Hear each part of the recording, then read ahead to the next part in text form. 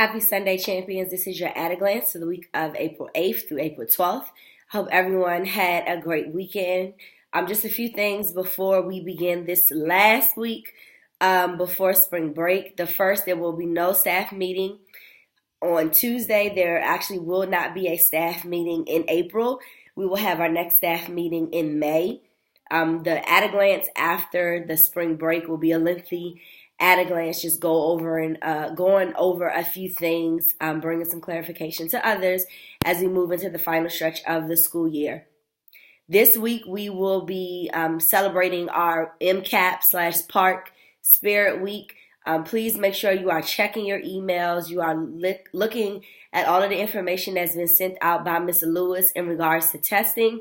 We will begin testing after the spring break. The window does open this week. However, I believe our champions need a little bit more time to really be focused. I do not believe that the week before spring break is the best week to start testing.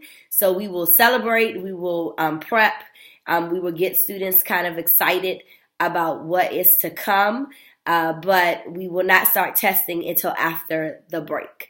The other thing that I really want to talk about, first I want to say thank you to everyone that supported and assisted with the college tour. It was a great success. We just had a few hiccups. However, the students had such a great time. I've received communication from almost all of the schools that we visited, just thanking us for coming.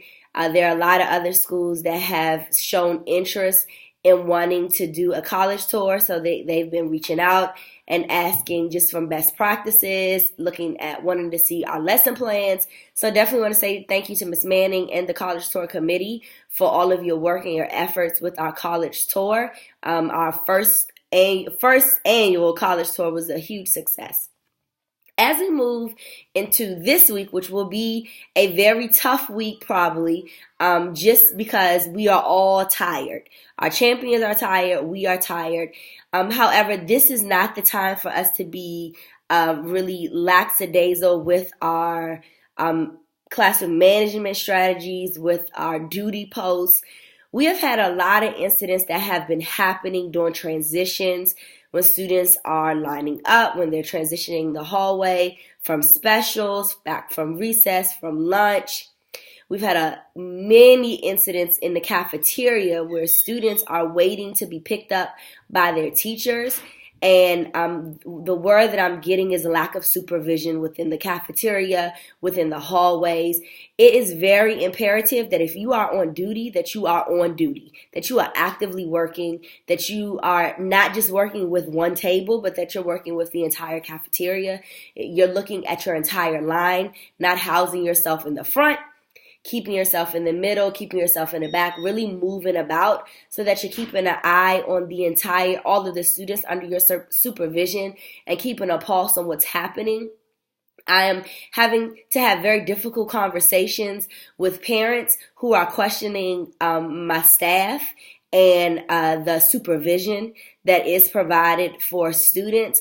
And so it will help me a lot in these conversations if I know that our staff is really being focused and keeping their eyes and just actively supervising students during these moments. There are more than 2 people on a lunch duty at a time, especially for our more busy and active lunch duties. And so it's imperative that you all work together.